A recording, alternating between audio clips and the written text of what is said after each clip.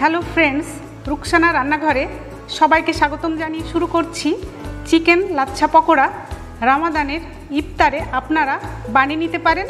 ভীষণই মজাদার রেসিপি, খুবই সহজেই তৈরি হয়ে যায়, খেতে হয় ক্রিস্পি মুচমুচে মুড়মুড়ে। এই পকোড়াটা খেলে হৃদয় ও মনে প্রশান্তি আসবে। আশা করছি রেসিপিটা আপনাদের ভালো লাগবে। ভালো লাগলে লাইক কমেন্ট করে শেয়ার করে দেবার অনুরোধ রইল। তাহলে চলুন বন্ধুরা, দেরি না করে রেসিপিটা কিভাবে করছি দেখে নিই।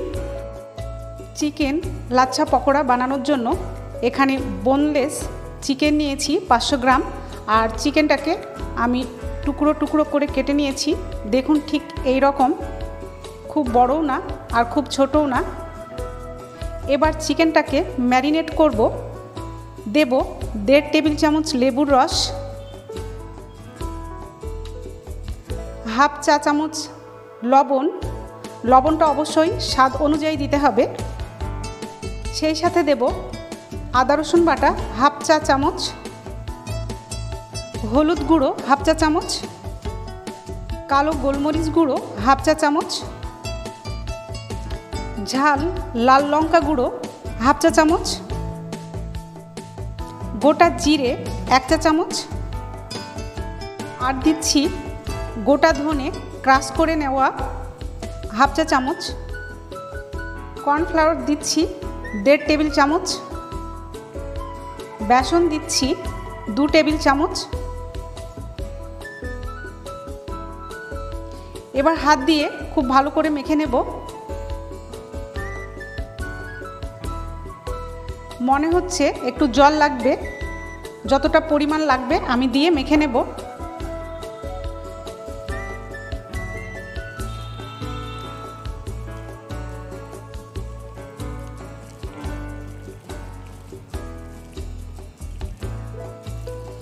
এখানে আমার 1.5 টেবিল চামচ জল লেগেছে মাখার জন্য। আমার মাখা কমপ্লিট। এবার ম্যারিনেট করে রেখে দেবো আধ ঘন্টা। আপনারা চাইলে বেশি সময় নিয়েও ম্যারিনেট করে নিতে পারেন। লাচ্ছা পকোড়ার জন্য এখানে আলু নিয়েছি 700 গ্রাম। আর আলুগুলোকে ছিলে আমি এই জলে ডুবিয়ে রেখেছি যেন আলুগুলো না কালো হয়ে যায়। আলুর লাচ্ছাগুলো যেন ভালো হয় সেজন্য আমি এই বড় সাইজের আলু নিয়েছি। এবার আলুকে আমি গ্রেট করে লাচ্ছা তৈরি করে, আমি একটা গ্রেটার নিয়েছি যেটাতে লাচ্ছা তৈরি করব। সেটা মিডিয়াম ছিদ্রযুক্ত, খুব বড়ও না আর খুব ছোটও না, মিডিয়াম। এবার আমি লাচ্ছাগুলো তৈরি করে নেব। লাচ্ছাগুলোকে আমি এই রকম ঘিসে লাচ্ছা তৈরি করব, এই রকম করে নয়, কারণ এইরকম করে ঘিসে লাচ্ছা তৈরি করলে লাচ্ছাগুলো বড় হবে, সেই জন্য।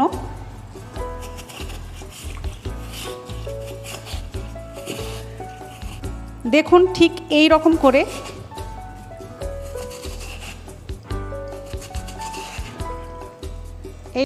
আমি সব আলুগুলো গ্রেড করে ফিরে আসছি।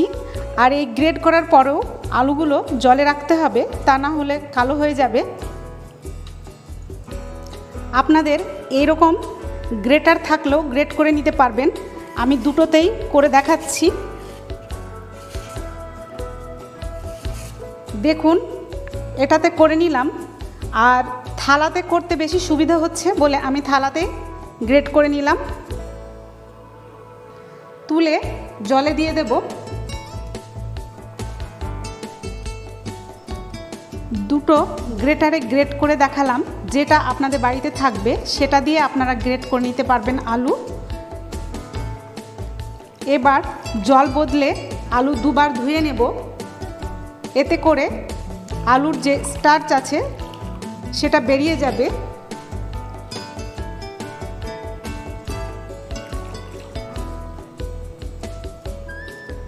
ধোয়ার ফলে এরকম স্টার্চ বেরিয়ে যাবে আলু থেকে।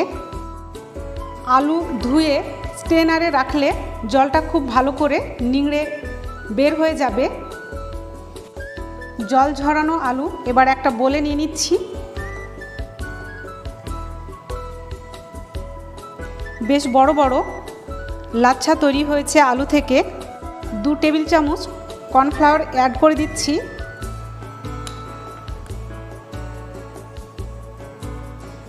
সেই সাথে 3 টেবিল চামচ বেসন দিচ্ছি।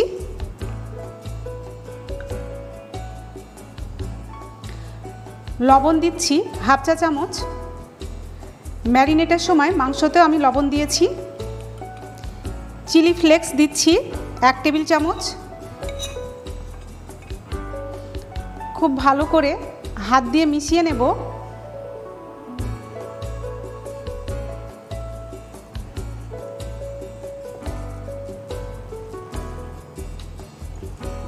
এখানে মেশানোর সময় কোনো রকম জল লাগবে না, কারণ আলুতেই জল আছে পর্যাপ্ত পরিমাণে।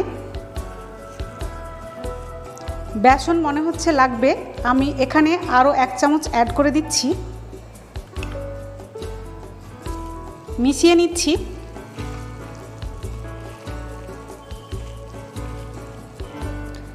খুব ভালো করে মিক্স করা হয়ে গেল সব। এবার পকোড়া ফ্রাই করতে চলে যাব। কড়াইয়ে তেল দিয়ে তেল খুব ভালো করে গরম করে নিয়েছি। এবার পকোড়াগুলো দিয়ে ভেজে নেব। প্রথমে কিছুটা আলু নিয়ে নিতে হবে, তার উপর 1 টুকরো চিকেন বসিয়ে দিতে হবে।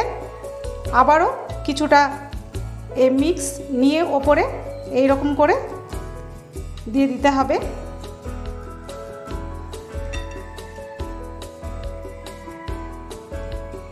এবার গরম তেলে দিয়ে দেব। আমি আরও একটি করে দেখাচ্ছি। কিছুটা মিক্স নিয়ে নিয়েছি, তার উপর একটা চিকেনের পিস দিয়ে দিলাম। আবারও কিছুটা মিক্স ওপরে দিয়ে দিলাম।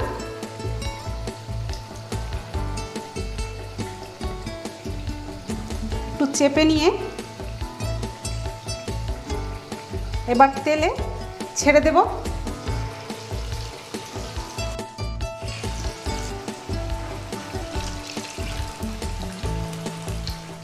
মিডিয়াম ফ্লেমে এবার চিকেন লাচ্ছা পকোড়াগুলো ভেজে নেব।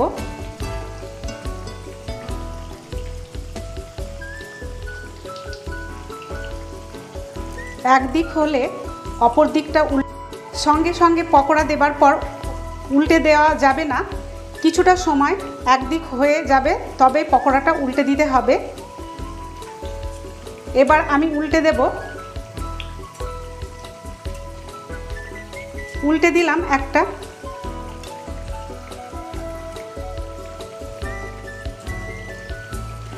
পকোড়া কিছুটা ভাজা হলে নিজে থেকেই ওপরে উঠে আসবে, তখন উল্টে দিতে হবে।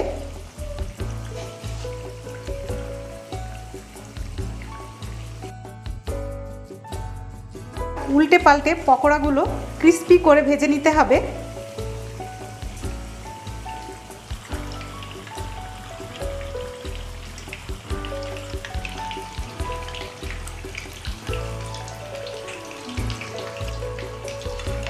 পকোড়া ফ্রাই হয়ে গেছে। খুব ডিপ করে আমি গোল্ডেন করলাম না, হালকা করে করছি। এবার উঠিয়ে তেল ঝরিয়ে উঠিয়ে নিলাম পকোড়া।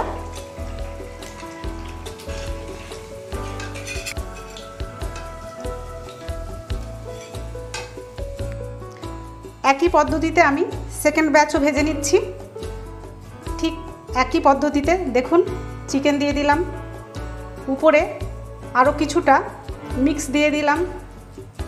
এবার তেলে ছেড়ে দেব।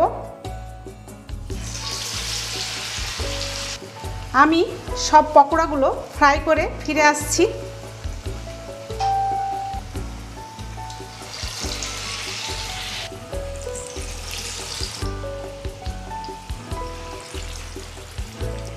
একদিক পকোড়াগুলো ফ্রাই হয়ে গেছে, আর আমি ফ্রাই করছি মিডিয়াম টু হাই ফ্লেমে পকোড়াগুলো। এবার আমি উল্টে অপর দিকটাও ফ্রাই করে নেব।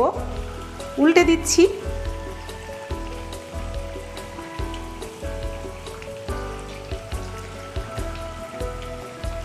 একদিক ফ্রাই হলে খুব সহজেই পকোড়াগুলো উল্টে দেওয়া হবে।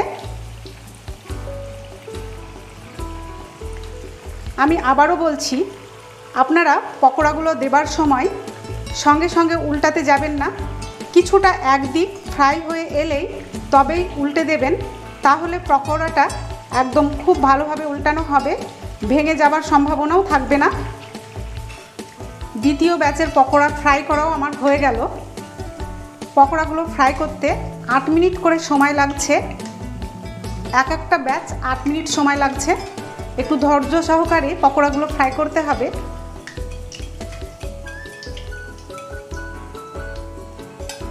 উঠিয়ে নিলাম। সব পকোড়াগুলো ফ্রাই করে ফিরে আসছি। সব পকোড়াগুলো ফ্রাই করে নিলাম। দেখুন পকোড়া ভীষণই ক্রিস্পি হয়েছে।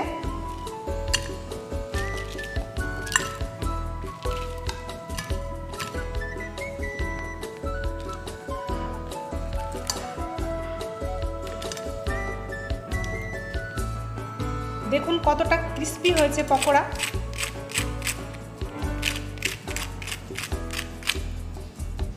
একটা ভেঙে আপনাদের দেখাচ্ছি।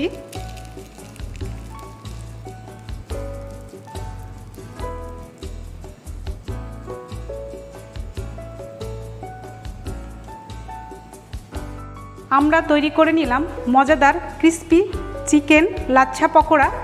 দেখুন ওপর কতটা ক্রিস্পি আর ভেতরটা জুসি। আশা করছি রেসিপি পছন্দ করেছেন। পছন্দ করলে লাইক, কমেন্ট, শেয়ার, সেই সাথে চ্যানেলটাকে সাবস্ক্রাইব করার অনুরোধ রইল। সঙ্গে বেল আইকনটা প্রেস করে অল করে দেবেন। আমি যখন নতুন ভিডিও দেব সব আগে পেয়ে যাবেন নোটিফিকেশান। সবাই খুব ভালো থাকবেন। সাথে থাকার জন্য ধন্যবাদ।